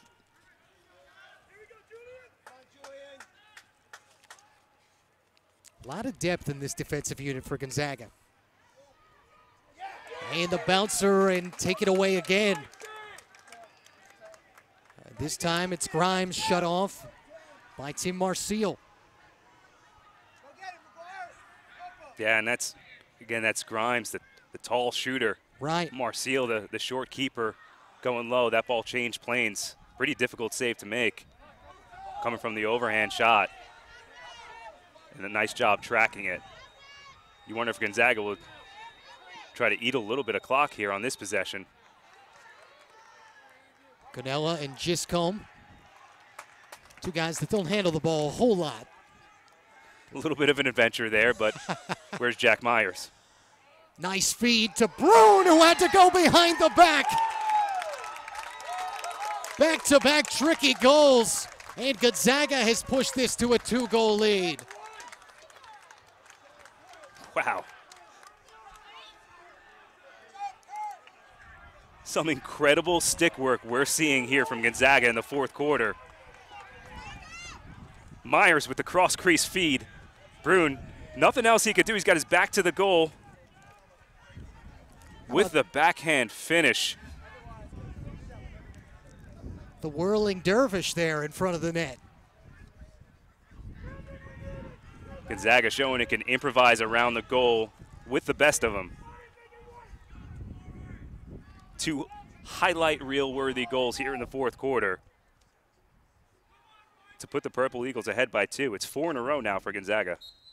The momentum started end to end in that third quarter. There was 2 goals in the first minute, 2 in the last minute, and 1 sandwiched in between what was a 5-goal third period. And since then, all of the scoring in the fourth done by the Eagles. Keating and now Brune. And they're starting to get into a little bit of groove on face-offs as well. That's not helping matters for BL. O'Barry and Mudlath splitting duties there for Gonzaga. Coming across the body. Degree of difficulty high on that one for Barber. You almost feel like this is like playing against Princeton in basketball, where a 2-goal lead feels like 5 or 6 with the way that Gonzaga has played in the second half. And just how mentally debilitating it is for Boys Latin. Keating sending it down low, and nice trickery by Mudlath on the dodge, and then almost put that one in. Staying with the play, and this time it's Barber. 3rd different Purple Eagle to score this quarter. And Brian Farrell's going to call timeout here. Try to figure things out on the boys' Latin side, but good stick work is infectious. And it's gone viral right now for Gonzaga. A pretty redirect from behind. Finds its way to the midfield. Ben Barber getting in on the action. The WNL signee, and it's a 3-goal game now. And let's check in on the sideline with Jeremy Huber. Thank you much, Matt. When you look at this squad under Casey O'Neill after his hiring in 2008, I should say, Gonzaga lacrosse has become one of the top programs in the area in Washington, D.C., but all the accolades are nice, but most coaches, they love the relationships that they build with their players, and for 2 Gonzaga families, those run very, very deep. Seniors Kyle Borda and Jack Myers, who we've seen out there today in spades, both have older brothers who played at Gonzaga for Casey O'Neill, each part being part of the same graduating class like these 2 guys are this year. Matt Borda and Patrick Myers graduating in 2013, while Michael Borda and Teddy Myers part of the class of 2015. And Kyle and Jack set to follow in their brother's footsteps by playing D1 lacrosse. Borda going to Fairfield, Myers headed to Harvard. And in the quick conversation that I had with O'Neill, he closed by saying how he couldn't thank the Borda and Myers families enough for entrusting their boys to this program for a decade. Guys, back to you. Yeah, Jeremy, and one of those things that you feel like when the Myerses and Bordas start to get past college and into the family life, where their kids, who knows, maybe playing for Casey O'Neill. Yeah, he's really built something special here over the last decade plus. And you really see that bear fruit when you start seeing 2nd and 3rd generation players coming through your program. By the way, Matt DeSilva just tallied it up. 7 different Purple Eagles have scored today. 4 of their 10 goals have come from the midfield. Casey O'Neill had talked about challenging that midfield unit, wanting more from them. Challenge accepted, I think. Yeah, they've done a good job diversifying their offense here, especially in the second half. I mean, it's a totally different Gonzaga team than I feel like we saw in the first half, and the one that has struggled in its shooting all year. Trick goals, ball zipping around. They were prone to some turnovers early in the game, really cleaned that up here in the second half. And we're looking at now a 8-1 run. Keating almost made it 9-1. Brune trying to chase down the rebound. What has been a difficult second half for McNamara and Gable and the rest of this defensive unit for Boys Latin.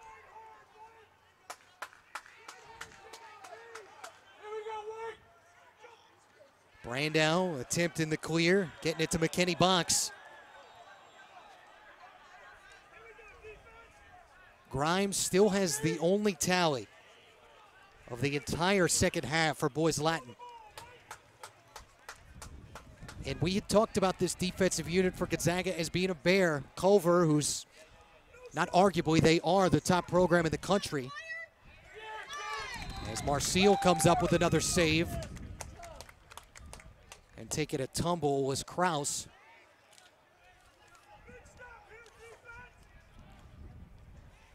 But Culver talked about as the top program, and they're the only program that's actually gotten double digits on the Purple Eagles this year. Yeah, lots of rangy long poles that can hold their own with their defensive positioning as well. Talk about Finley, Schaffner. Ganella is an underrated player. Sam Sweeney up at the long pole. And they've got two really good short stick defensive middies that they like in McGuire DeLenge and Henry Mudlaff. It's been a total team effort on the defensive end. And let's not forget Tim Marcial, the goalkeeper, who has come up big on a couple of occasions here, again in the second half. Man up opportunity for BL, top shelf, and there's the second goal of the second half. Brendan Kraus.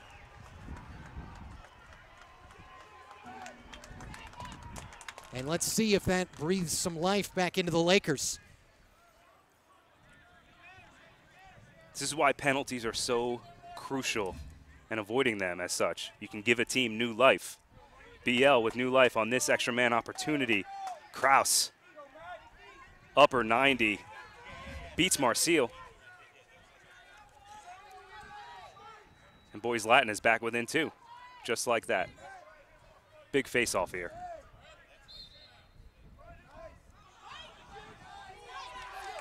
And they actually had, BL had Ubriaco out there on the face-off. And Mudlaff able to run it down for Gonzaga. So the Lakers trying a couple different things, seeing if they can actually get their face-off unit on track here. But we found the same result, and now Gonzaga can really work the clock here. By the way, Matt Hughes done a pretty good job out there for the Eagles as well, being out there with that circle. Second time on that one that we had seen him out there. No question. If you can, we talked about, you know, O'Barry and Mudlaff as being guys who take face-offs, but if you could be three deep with guys who can get you possession, that's a nice luxury to have.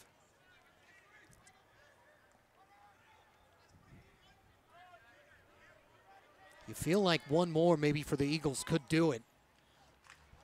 Again across the body. Barber wanted another one. Brandow said no. Looking for the successful clear. Ubriaco is definitely the man to do it. Trying to outrun Zinsner and able to get it to Brandow. Final 2:35 here from our nation's capital. And Gonzaga has seen that movie before with Ubriaco coming down the field. They knew better than to let him just have an untethered go at the goal. Nice job getting in the hole by the Gonzaga defense. 6-2 run in this second half by the Purple Eagles. It was 6-2 with the break. Or actually should say 8-2 is the Gonzaga run.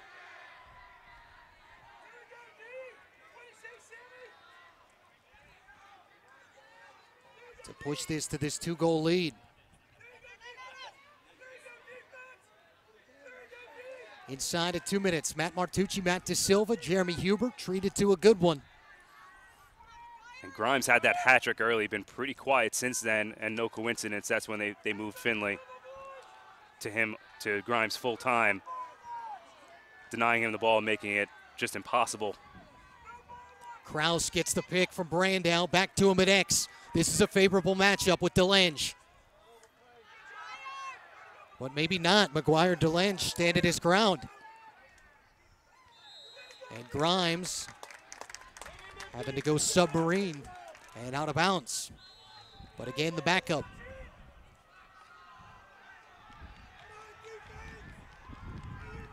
Grimes from X. He and Finley have been the matchup.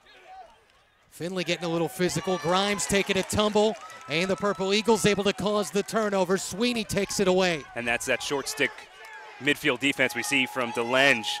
Quick on that double, making life difficult for Grimes. And Gonzaga Really feeling it here with a minute left. And a timeout for the Purple Eagles as Sweeney with that extra burst at the end to bring it through the boxes. Exactly a minute on the clock in a 2-goal game. We can quickly recap how we ended up getting here. 11:31 left in the third quarter. It was Kyle Borda who ended up getting things started. As we bring you in, Matt Martucci, Matt DeSilva. We talked about this. No lead is necessarily safe in this rivalry, and I think Gonzaga has proved it. Not I think, they have. They've proved it once again. Yeah, Boys Latin came out guns blazing early, but Gonzaga collecting themselves at halftime, started neutralizing Grimes, and they got their offensive track. It started with that extra man goal by Borda. Everything just kind of fed off of that.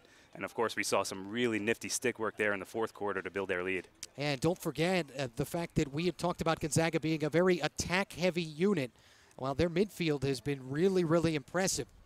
Well, Boys Latin could be headed toward its first loss of the season. And Brian Farrell, just like Casey O'Neill, challenging his team with their non-conference schedule before they get into the MIAA. And the road does not get any easier for the Lakers. Certainly not with Calvert Hall and McDonough in that conference. I mean, it's as good as it gets. But this will be a good experience for BL to play in a game like this and be tested and know what it's like to kind of cough up a lead late and hopefully avoid a similar fate in conference play. Gonzaga with its upcoming Florida trip before it gets into WCAC play. And before we get this final minute started, let's quickly check in with Jeremy. We do have a timeout. If you get in super trouble, we have a timeout. Make sure you use it. Again, just trying to make sure his guys play this one smart, know everything they have to do here. Thank you, Jeremy. Inside of a minute, Lakers trying to force a turnover with the extra man. But that wide open net looming large for the Purple Eagles. Yep, they've pulled the goalie, so they're trying to double the ball here. Just over 30 seconds left to go in the game. Myers down to the final 35. And sells the penalty a little bit, draws the flag. He is just a load to bear. And so no surprise that Gonzaga put the ball in his stick as they're trying to kill off the rest of this game. By the way, just heard a car horn go off. That's not people getting excited on the Gonzaga side. That's just DC traffic. That's what's happening right here in the heart of, right on I Street. Yeah, looking forward to that on the way back to Baltimore. That's why you take the train, my friend. And that's tough, you know. I mean, for BL, it could be a long bus ride back as they were in control in this game. That penalty toward the end of the first half was really the momentum swing. Gonzaga held on to possession, capitalized there, and that got them going in the third quarter. Yeah, Borda started at 11:31 of the third quarter with the man up. Keating 22 seconds later to make it 6-4. Myers less than 2 minutes after that, 6-5. Grimes had the lone goal of the third period, made it 7-5. And then Myers and Zinsner in the final 56 seconds of the third period tied things up at 7 apiece. And then after that, 3 of the last 4 goals for Gonzaga here in the fourth. How do you start quarters? How do you finish quarters? Right. And that third was absolutely pivotal for Gonzaga and just what Casey O'Neill was looking for out of this team. This was a team that was ahead against Georgetown Prep earlier this season. Yep. In the last minute, gave up the game-tying goal, lost in overtime, and Casey O'Neill said that just made him sick to his stomach. Yeah, that game-tying goal came with 5 seconds left from Georgetown Prep's T. Ridgeway. Brune, open net, and there's the exclamation point. Second one of the day for Kurt Brune, but it's the most important. And Gonzaga likely going to move toward its 5th win of the year. And you're always a little embattled in those situations. Do you take the shot? Do you pull it back out as you're trying to kill the clock? Too enticing here for Brune. He just dances in and scores on the empty goal before BL's able to recover.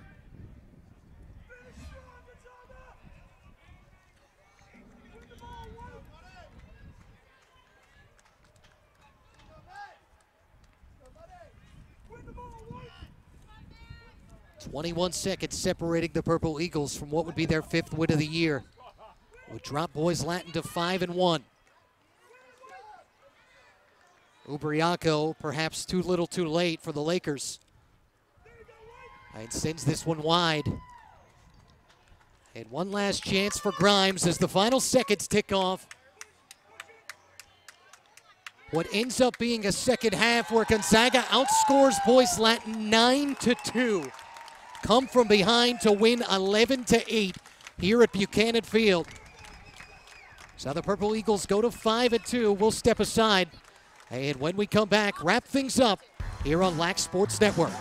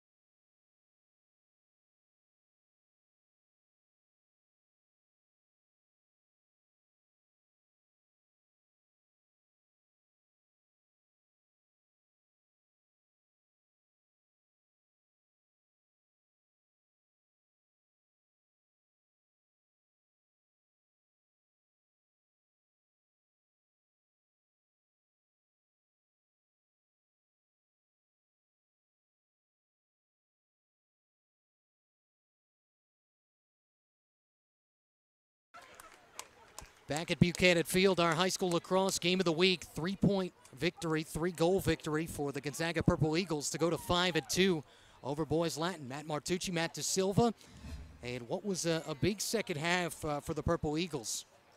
And this was what started it. The sleeping giant has awoken in this Gonzaga team, and it started with that man-up goal by Borda. And not long after, Jack Keating on the turn. That was 22 seconds later to make it a 6-4 game. Yeah, Keating showing you how shifty and quick he is around the goal. And then just there's Jack Myers at the 9:51 mark, pulling Gonzaga within 1. And Grimes, you thought they might have reeled it in because they pushed it back to 2, but then the last 56 seconds of the third period, Myers makes it 7-6, and here's the last one. Yep, it was Myers to bring him within 1, and then PJ Zinsner getting production out of the midfield, tying it up at 7 at the end of the third quarter, and that momentum continued into the fourth. Yeah, Keating got that started. That was not long in, about 1 minute and 29 seconds in, and Brune came with a quick response of his own for his first goal of the day. Yeah, Keating and Brune with some really, really great stick work around the goal. Here's Brune with the backhand finish. And again, that swagger that we know Gonzaga for, you felt like it showed itself here in the second half. Yeah, Ben Barber at the 5:54 mark. And that made it one more goal. Krause had the lone response. Yeah, and that pulled BL within 2. But little too late for the Lakers. And here's Brune with the empty net goal to finish it off.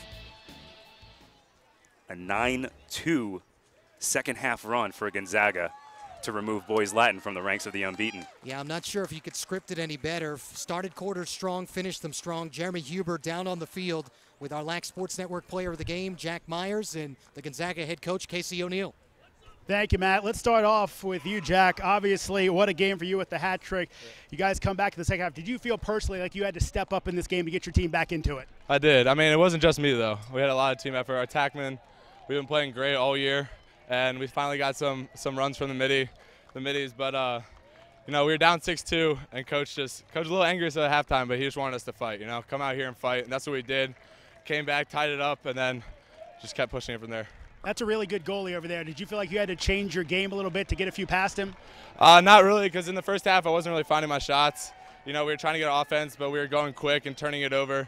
I know Chris, we play on the same club team, so I don't think I changed anything up. I think I just found better shots. One last one for you. Your whole family's played for this guy. What's it like for playing for Casey O'Neill? I mean, it's the greatest. You know, he gets us right every day, wakes up at 5, watches film, makes sure we're scouted. I mean, he just brings the energy every day. It's fun to play for. Congratulations, bud. Thank you. Let's get it over to Coach O'Neill. Casey, you've been doing this for a long time. as they're getting a little huggier, guys. Casey, you've been doing this for a long time. That's one heck of a comeback in the second half. Let's start with this. Before the game, I asked you, having experience of last year's game, what that affected. Were you able to call on that this year where you guys came back on them? Didn't finish it last year. This year you did. A little bit, It's guys like Jack Myers that are standing there, just leading us, and the guys believe in it. It's a coaching staff, some adjustments we made, and just telling the kids to just keep fighting and keep getting after it, because that first half wasn't there. We thought about last year and other years. We've been down to those guys. We were actually down pretty big last year and kept getting after it. But what a win, just so much fun. Brag on this defense. They hold a great team to 2 goals in the second half. That's Jeff King. That's our defensive coordinator, and that's the energy he brings every single day. That's athletic kids that are hungry, that want to learn, that want to get after it. Great goaltending, and just so much fun to play against them every single day. And you're right, 2 goals in the second half was pretty spectacular. And one last one for you. Coaches talk about momentum builders all the time. A win like this over a team like that is a true momentum builder for your team? I think this 3-game stretch we've been on, and this whole journey, to play Bullis, to go against Culver, and to play these guys, you could see we were pretty tired there in that first half. We'll see. We got a little break here for Easter, and we'll come back and regroup, get ready for league play, a little trip that we have. But just so proud of my guys, proud of Jack Myers. I'm pretty sure he set our all-time scoring record during that game. And just all the kids and the face-off adjustments. A senior who hadn't played all game comes in and did a great job, and Matt Yu facing off there, which kind of dictated that second half a little bit. Casey, thank you very much, and congratulations on the win. Thank you so much, Jeremy. And thanks to BJ and all the guys at LSN. Appreciate it. Guys, back to you. Casey O'Neill obviously very happy, and for good reason. Before we wrap up here, want to exchange a quick text message, or at least fill you in on a quick text message exchange between Casey O'Neill and his defensive coordinator, Jeff King. You heard Jack Myers talk about them getting up at 5:30 in the morning. Well, Casey O'Neill the other day, up at 4:30, text message came in 5:45 from Jeff King that said, up, ? And the screenshot that came back was him watching film already. So they get excited about this. They came here, they came back from a big-time deficit, and they get after it, and they win their 5th game of the year. Yeah, these guys, these Gonzaga coaches, they're obsessed about what they do, and I mean that in the most positive way possible. They love scouting, they love game prep, and it certainly showed here today. Obviously, really good with halftime adjustments, because what a second half for Gonzaga. Yeah, and for Brian Farrell and the Lakers now a chance to regroup. They're 5-1. Gonzaga goes to 5-2 and finishes 2-1 and run the gauntlet week. Once again, our final score, it's 11-8, the Purple Eagles over the Lakers. This has been our high school lacrosse game of the week on LAC Sports Network. A reminder to get caught up on all the lacrosse news and highlights every day. Make sure you watch Lacrosse Now, 9 p.m. Eastern. For my broadcast partner, Matt DeSilva, sideline reporter Jeremy Huber, producer Jim Lepp, executive producer BJ Cooperolis, and our entire fine crew, Matt Martucci saying so long here from our nation's capital. Thanks for watching our high school lacrosse game of the week. Matt DeSilva and Jeremy Huber will see you on Saturday for Episcopal and Landon. Good night from D.C.